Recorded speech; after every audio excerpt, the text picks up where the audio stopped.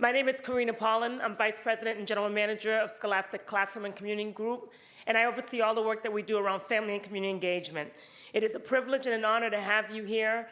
This is our biannual meeting for Reach Out and Read. In addition to being a Scholastic staff employee, I'm also on the board of Reach Out and Read of Greater New York, so welcome everybody. So the goal of today's conference is to talk about the campaign for grade level reading, to talk about growing healthy readers, and to work together to help our children prepare for success in school.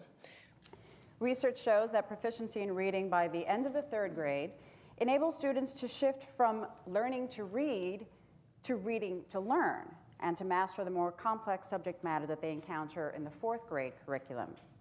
Most students who fail to reach this critical milestone by the third grade falter in the latter grades and often drop out before earning a high school diploma.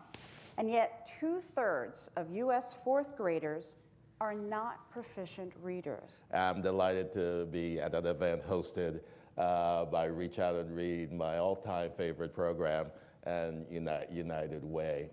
This campaign of ours is both a response to a call to action which was issued in the spring of 2010 when the Casey Foundation published a report called Early Warning, which recounted those statistics and what they portended for the nation. So on one hand, we responded to that call, and we're issuing a call of our own. PCHP is just one of the models that needs to be available to vulnerable, low-income families across the country in order to get children to be reading on grade level by third grade.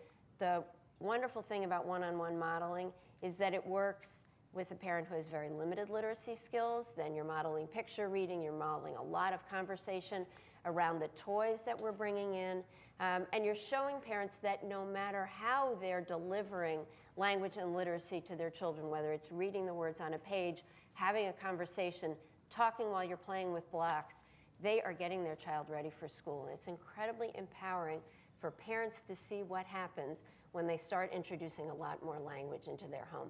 There is a book that our nurses used called Pipe, where the nurse and the mom and the baby and a doll for the nurse sit down and play games, interactive games, to help moms learn to parent and to help them to be their child's first teacher. And this morning I had the distinct pleasure of moderating this conversation with two women who have helped, in my perspective, to redefine what it means for nonprofits to deeply partner with schools. So the picture that I'm trying to give you is that there is literally a physical risk and a learning and behavioral risk to the internalization of adversity.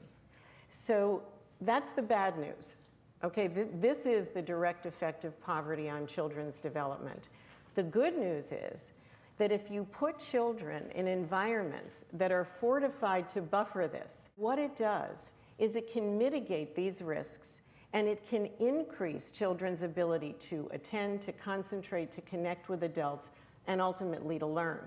And let me just end with a story from actually a kid in Baltimore, a little boy named Devon, who was in an expanded ed school, and he was a second grader and struggling with reading, struggling generally, and discovered chess in the after-school hours and was very good at it, and was sent to a tournament, first time he'd ever been out of the city of Baltimore, won the tournament, and when he came back, his teacher said to him, well, how do you feel? And he said, I feel like a king. And I think that's a model we want, that every kid has that opportunity for something during the day, because that's what I think will connect them and engage them to learning. In terms of grade level reading, it's a problem that it's not a one cause problem, it's a multifactorial problem.